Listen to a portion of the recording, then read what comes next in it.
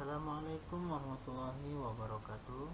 Kembali lagi bersama Bapak dalam pelajaran pendidikan agama Islam di kelas 4. Kali ini kita akan membahas tentang at-thaharah atau bersuci. Nah, bahasan kali ini yaitu tentang bersih atau bersuci itu sehat. Nah, ini terdapat pada bab 4 di kelas 4.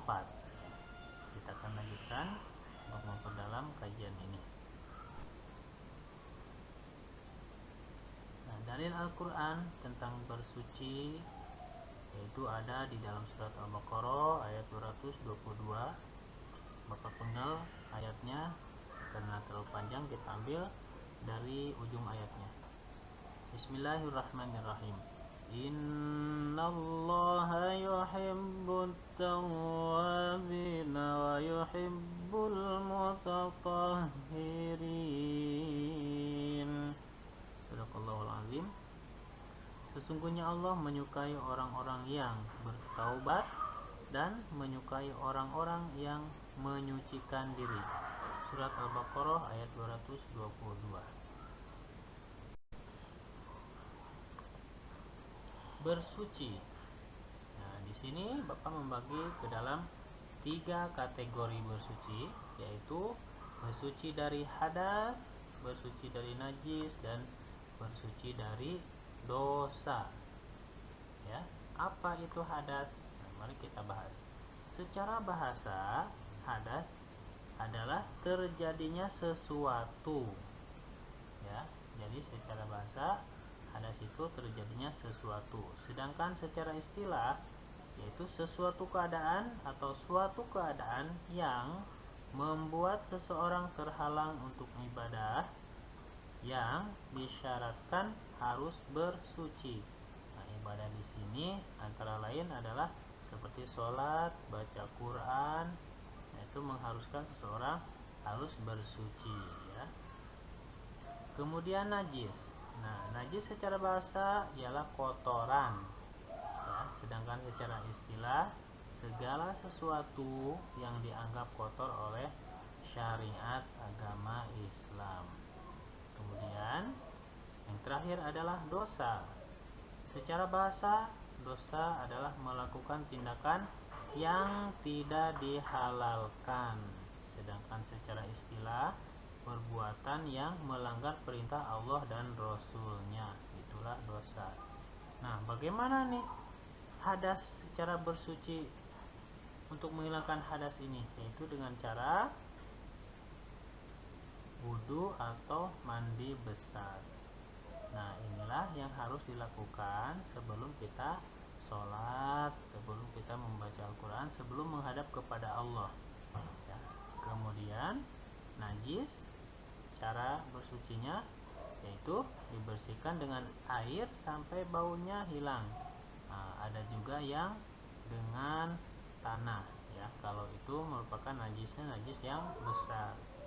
Kemudian dosa, bagaimana cara menghapus dosa, menghilangkan dosa, yaitu dengan cara bertaubat kepada Allah Subhanahu wa taala dengan berjanji tidak akan mengulanginya lagi. Nah, 3 hal inilah dinamakan dengan thaharah atau bersuci, ya.